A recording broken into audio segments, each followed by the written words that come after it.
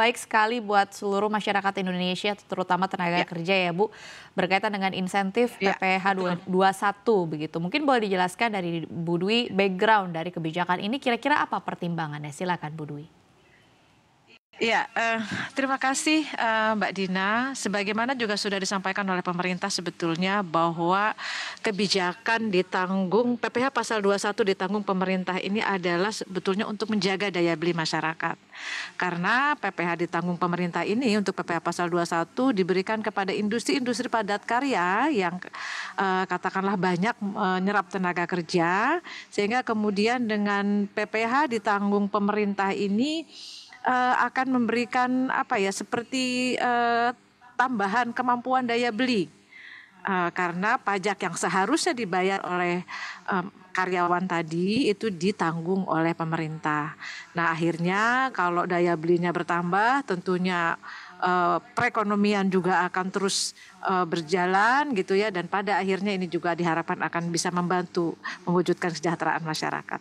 Oke baik, terima kasih Bu Dwi atas penjelasannya untuk mengawali dialog kita pada pagi hari Ya. ini. Mungkin boleh penjelasannya kriteria apa saja untuk wajib pajak yang berhak untuk mendapatkan insentif PPh 21 ini Bu?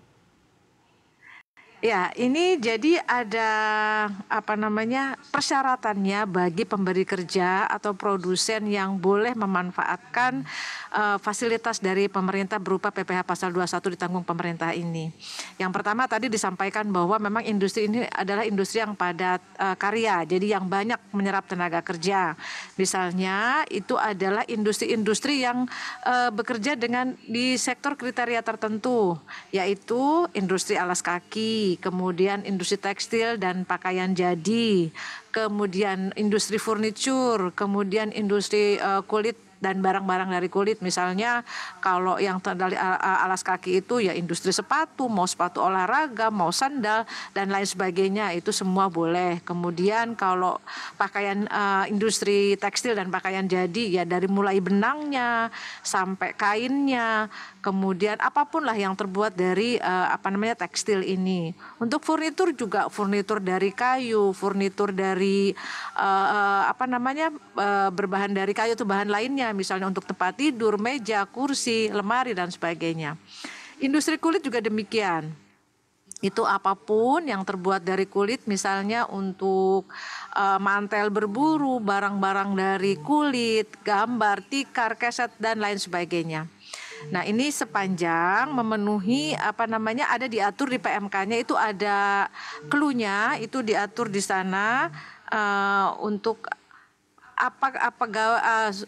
industri-industri apa saja yang memang berhak memanfaatkan PPh pasal 21 ditanggung pemerintah. Nah, itu dari sisi pemberi kerjanya. Sedangkan dari sisi penerimanya atau dari sisi pegawainya, nah ini harus sudah memiliki NPWP.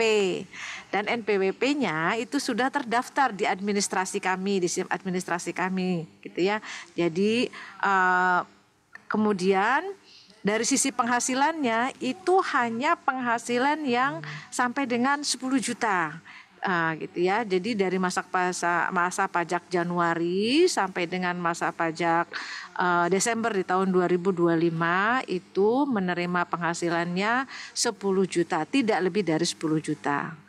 Dan tidak juga menerima insentif PPh pasal 21 DTP yang lainnya, jadi nggak boleh double, satu saja. Nah, kalau ada pertanyaan, Bu, yang pegawai tidak tetap boleh nggak? Oh, boleh. Boleh. Jadi ini untuk pegawai tetap maupun pegawai tidak tetap. Nah, kalau lagi-lagi ini harus yang pegawai tidak tetap pun harus memiliki NPWP yang juga sudah terintegrasi ke dalam sistem kami. Nah, kalau yang tidak tetap, kalau upahnya harian bagaimana? Bisa juga hariannya 500.000 ya. Dan kalau digunggung selama 1 bulan itu tidak lebih dari 10 juta. Dan sama untuk pegawai tidak tetap maupun pegawai tetap itu tidak menerima insentif PPh pasal 21 yang lainnya. Jadi tidak boleh double.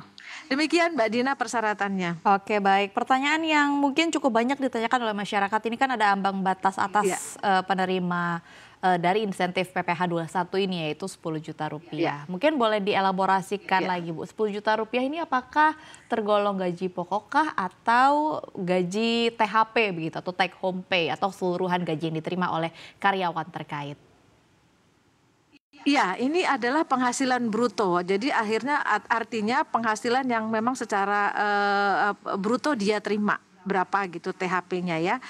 Berapa penghasilan bruto itu yang diterima oleh pegawai tersebut. Jadi penghasilan kotornya bukan penghasilan netnya. Jadi kalau misalnya gajinya atau apa namanya upahnya misalnya 7 juta, ada tunjangan makan, ada tunjangan transport, maka totalnya tidak melebihi dari 10 juta. Karena ini adalah penghasilan bruto. Jadi bukan netnya ya, bukan netnya yang misalnya setelah yang dia terima THP-nya 10 juta, tetapi adalah penghasilan brutonya. Oke, Gitu. baik. Terima kasih atas penjelasannya, Bu. Mungkin boleh update-nya berkaitan dengan sosialisasinya yang sudah dilakukan oleh DJP seperti apa, sudah sejauh apa, dan bagaimana kira-kira respons masyarakat berkaitan dengan insentif ini?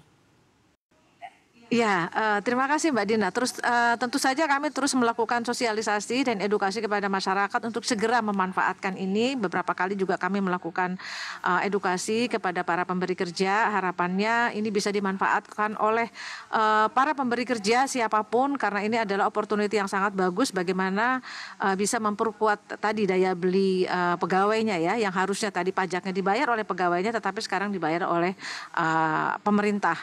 Nah, oleh karena itu ini hari ini juga saya berterima kasih kepada CNBC karena dengan apa namanya saya bisa bicara sekarang ini, mudah-mudahan akan menjangkau lebih banyak lagi masyarakat yang mengetahui adanya insentif yang diberikan oleh pemerintah.